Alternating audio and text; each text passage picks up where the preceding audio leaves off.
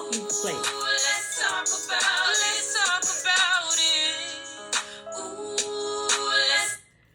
Hey everybody, how you doing? How have your week been thus far? How was your weekend? That's fastly approaching again. I'm for one is happy about that and excited always. So how's everybody doing out there? Thank you for coming to Wonkie's Place today. I love doing my Wednesdays at Wonkie's Place. One, because it gives me an outlet to talk about it and a platform to talk about grief and mental illnesses and different things like that, and just to have the support of everyone. Like I get great feedback. I get and it gives me something to do, to prepare, something to do, something different, other than just laying down and being sad. But yeah, so for those who don't know, this is Wonkie's Place, a platform that me and my son created, a foundation that we created before he was murdered. And he created it, he wanted it so that people can have a place to come in with no judgment and just talk about what's happening in their lives, like with mental illnesses and mental health and just different things like that. His goal was to give his testimony through it, but God took him home. So I want to continue to do this in his memory. So that's how Wonkie Place got started. How's my week? Well, right now I've been floating and my head is not completely underwater, but it's like I'm like right here. And I'm trying not to go all the way. I'm trying to continue to stay present while grieving, because it lets people know it's okay to grieve. It's okay. You lost somebody you love, especially with my loss, somebody that great loss. And it's okay. So I do my best to stay present while grieving. His birthday is coming up. It's going to be his second birthday. I think I mentioned last week at Wonkie's Place that how much he loved birthdays. So, but his birthday is coming up. His birthday is August 13th, and he would have been 37. And yeah, and to honor him, I want to annually honor him. I'm having my Wonkie's Place second annual seminar. Let's talk about it. Mental illness, grief, and mental health. So yeah, that's what I'm going to do for his birthday. Because I got married the day before his birthday, me and my husband, we always go on a anniversary trip. He makes sure to, that he takes me on an anniversary trip. And this year we're going to Sandals in Jamaica. And my goal is to be present while grieving so that I can enjoy my anniversary and, enjoy my husband. And it's no pressure. My husband, he's no pressure. I mean, because he supports me either way. Either way, he supports me. But I just want to be able to give that to him because he's given so much to me, and I appreciate him. And so my goal is to be very present with my when I go on my anniversary. And I was talking to my therapist Saturday, and I was telling her that how sometimes if I'm out, I kind of just like, I'm there, but I'm not there, not present. And so I find myself just going out, but then I would do something like, I'll do this with my ring. And I was telling her that. And she said that is a sign of you're making yourself you're grounded and say, okay, hey, you're still here. Come back, come back.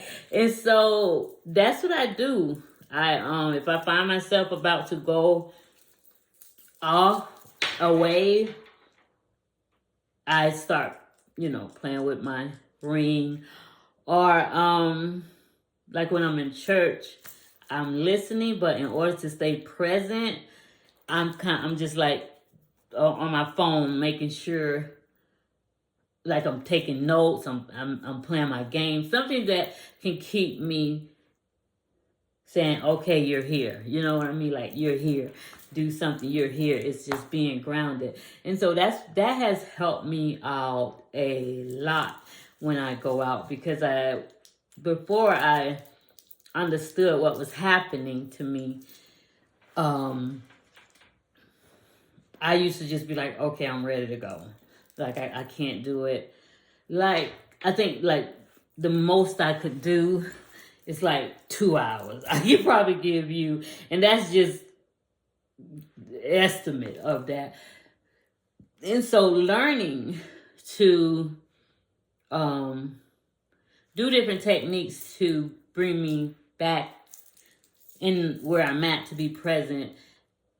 I do different things like that. Like, okay, I'll start playing with my ring, or again, I look on my phone, something to say, okay, come back, and be present. Come back and be present. So that's what I'm working on. I thank God for my therapist. She's helped me out a lot. And then I'm steady learning a lot about the mental illnesses that Anthony had. Like, I think I mentioned it before, like the PTSD, the bipolar, the manic depression, and the anxiety, different things like that. And I'm learning a lot about that, because I want to be able to talk about with no judgment, no knocking anybody. I just want to be able to talk about and share my story and let people know that my son had mental illnesses. He did. And I was able to accept, and I did everything that I could do, everything in my power that I can do to help him through that. And one of the biggest things is I just loved him no matter what. I love you. It was sometimes, they get tired. I know he shared with my sister, maybe like 2 weeks or so before he was murdered, and he told her, he said, Auntie, I'm tired. I'm tired of fighting these different mental illnesses. I'm tired of not sleeping. I'm tired of hearing people. I'm just tired. And I thank God that my sister, she loves her nephew just like he's her own. And she was able to listen and talk to him and talk him through it. Oh, it's okay, Anthony, But he was tired. I know he fought. I know he did hard as he could to stay here with me. I know he didn't want to leave me. But I also know that, and I say this all the time, that he was searching for that peace. And I know that that peace was not on this side of heaven. I know it wasn't here, because the torture and the even like with what I'm going through with losing him and with grief. And I also myself was diagnosed with PTSD because of the trauma that I've been through. And so I know it can be tiring. I know how exhausting it could be when you're trying to be present, when you're trying to show people, I'm good, and you're not good, and that's tiring. That's it's a lot. So that's why I'm saying, hey, let's talk about this. It's okay. Let people know that it's okay. Please forgive me. That's my broke best friend. She barking at somebody. I don't know. But anyway, yeah, and it's okay. It's okay to talk about it. It's okay to admit it. It's okay to get help with it. It's okay to talk to your therapist. It's okay. And while you're doing all of this, you are still, while I'm doing all, I'm speaking for me, I'm still the righteousness of God. I know that without God, I would not be able to get through this. I wouldn't be able to do it. Somebody asked me yesterday a question like, can I ask you a question? Yes, you can ask me a question. And they was like, how are you coping? And I said, I'm not. I said, but God got me. So that's my coping mechanism, knowing that when I'm at my weakest, God is strong. And that's how I cope. That's how I get through my days, that once I can get up. Because just like I think I mentioned this before, every single morning I have to get up and make myself believe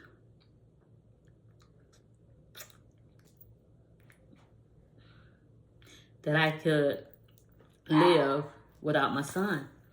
And that right there alone is exhausting, because I can't live without him, but I know I have to. And that right there, it's exhausting. I would, yeah, it's exhausting. It's exhausting. But that's my fight every day. Every single day, that's my fight. I lay in my bed, I say, okay, Priscilla, Wonkie, whatever I decide to call myself that day, get up. You can do this, just get up. Get your day started, just get up. Get up. I get up until I get up, and tell myself you're gonna do fine. You're gonna, but on some of those days that I just can't, I don't get up. I